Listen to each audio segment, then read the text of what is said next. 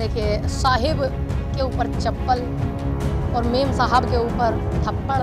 पहली सांसद भाजपा की ऐसी है जो जीती कमल के फूल से और चुनाव चिन्ह हाथ। पहली सांसद। मैं बॉर्डर पे बैठी हुई थी, उस महिला ने ये बोला लफंगे बैठे हुए हैं, आतंकवादी बैठे हुए हैं, 100 रुपये में आ रखी है ये। उस महिला ने बोला हुआ। शुक्र है कि उसने तो एक थप्पड़ ही मारा, ठीक है। भाजपा के बाकी के सांसद ध्यान खोल करके सुन लो। क्या मैं बोलूँ, इस महिला को एक चर्सी महिला खुद उसने खुद स्वीकारा है इस चीज़ को कि मैं नशा करती थी।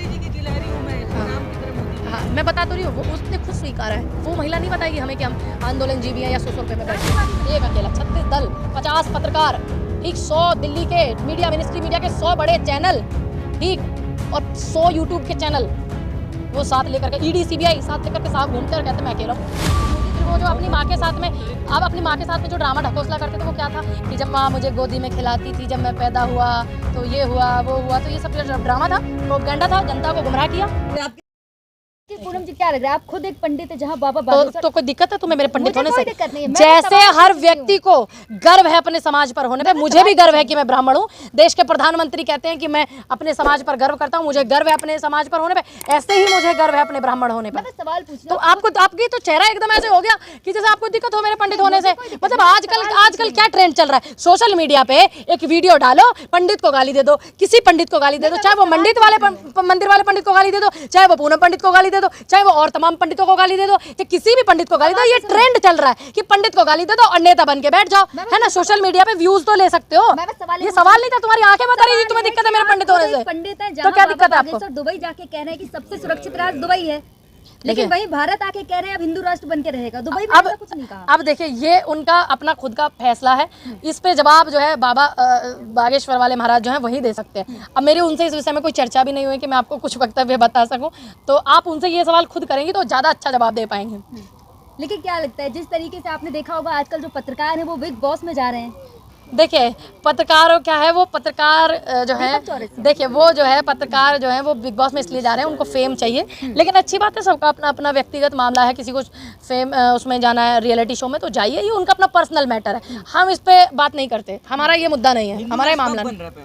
देखिए, जिस दिन राम राज स्थापित हो जाएगा उस दिन हिंदू राष्ट्र हो जाएगा। अगर 2014 में होता तो बेटियों के बलात्कार नहीं होते, अगर 2014 में होता तो किसानों की हत्याएं नहीं होती, 2014 में होता तो बेटियों को नंगा नहीं घुमाया जाता, 2014 में अगर स्थापित हो गया होता तो तमाम जितने मंदिरों में घोटाले हुए, हीरे की जवाहरात की सोने की चीज़ें जो पीतल में तब्दील हो गई वो नहीं होती, है ना। तो अगर रामराज स्थापित हो जाता तो रामराज स्थापित हो जाएगा, आप टेंशन मत लीजिए, हिंदू राष्ट्र अपना आप हो जाएगा। 10 साल में तो रामराज चला, तब तो मौका जनता ने दिया फिर से।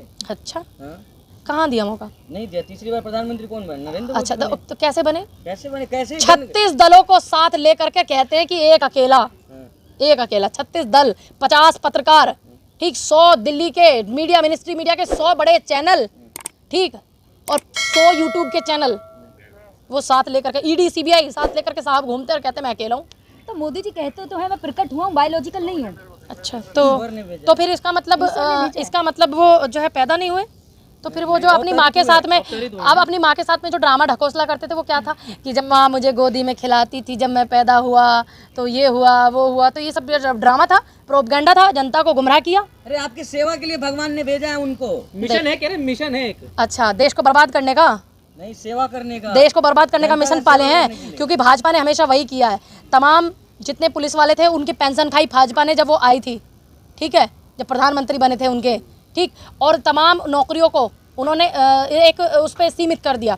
अब भाजपा ही अब खा गए आर्मी वालों की नौकरी को, तमाम जितनी हमारी ये शिक्षा मित्र हैं, आंगनवाड़ी हैं, इनके सबके खा गए, घोटाले कर दिए, सारे नौजवानों की नौकरी खा गए। तो जब ये आते हैं तो देश को ही खाने के लिए आते हैं क्या, बताइए? पहले जानता कौन था? मोदी जी के नाम से सब जानते हैं भारत को। अच्छा, पहले कोई नहीं जानता था?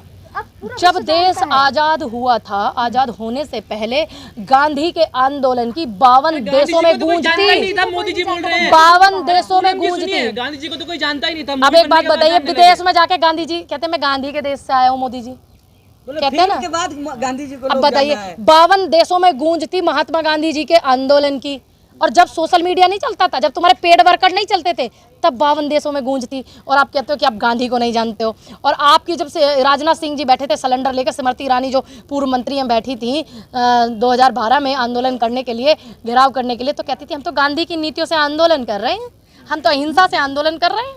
तो देश के प्रधानमंत्री थोड़ी बताएंगे कि गांधी कौन थे कौन नहीं थे। लेकिन क्या लगता है, तो क्या इतना विरोध मोदी जी का हो रहा है? एक तरफ मोदी जी की अगर गाड़ी में विरोध चप्पल नहीं, फेंकी कि वही देखिए, कंगना को थप्पड़ पड़ा। देखिए साहिब के ऊपर चप्पल और मेम साहब के ऊपर थप्पड़, पहली सांसद भाजपा की ऐसी है जो जीती कमल के फूल से और चुनाव चिन्ह हाथ, पहली सांसद है।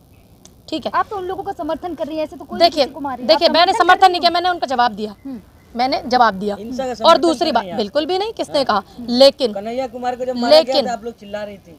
देखिए हाँ। मैं आपको एक बात क्लियर कर दूं, मैं बॉर्डर पे बैठी हुई थी, उस महिला ने ये बोला लफंगे बैठे हुए हैं, आतंकवादी बैठे हुए हैं, 100 रुपये में आ रखी हैं ये, उस महिला ने बोला हुआ।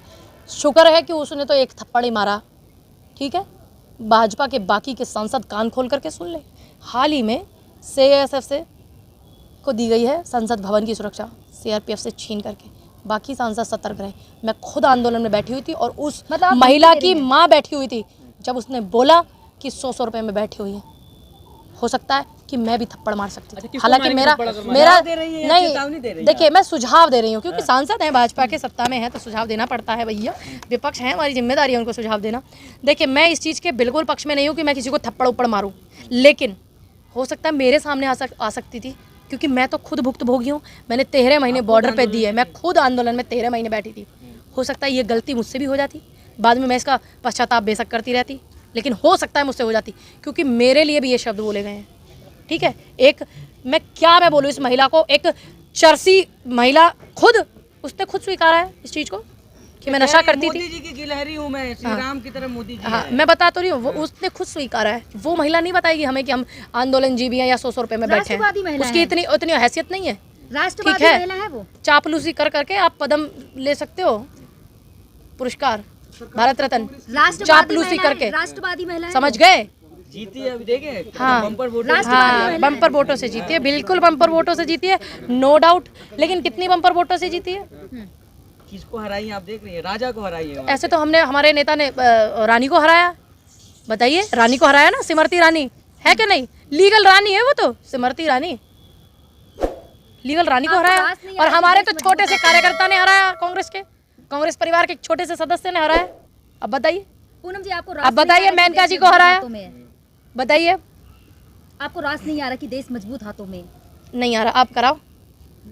अब क्या हंसरी करा ना, देश मजबूत रास हाथ- कैसे करा देश अब मजबूत आपने बोला हाथों आपको में। रास नहीं आ रहा, हाँ मुझे नहीं आ रहा, अब तुम्हारी जिम्मेदारी है ना, मुझे रास कराओ। इतने तो अच्छे काम किए कितने मोदी जी अच्छे ने। किए? अब देखिए ना, जैसे सरकार में दिखाइए, आते ही कहा है दिखाइए। किसानों का 2 लाख रुपए जो है लोन वो माफ कर देंगे। अभी तो ये लोकसभा का पूरा चुनाव इस पे हुआ था, महिला आरक्षण लागू कर देंगे, लागू नहीं हुआ, सिर्फ बोला है। जीतते ही बोला है 2 लाख रुपए किसानों का लोन माफ कर देंगे। देखिए जीतते ही किसानों की बात की है मोदी। हाँ, डर गए ना किसानों से, अच्छी बात है। जो ये इतनी महंगाई की है उसकी भुगताई कर रहे हैं, वो पूरी नहीं होने वाली।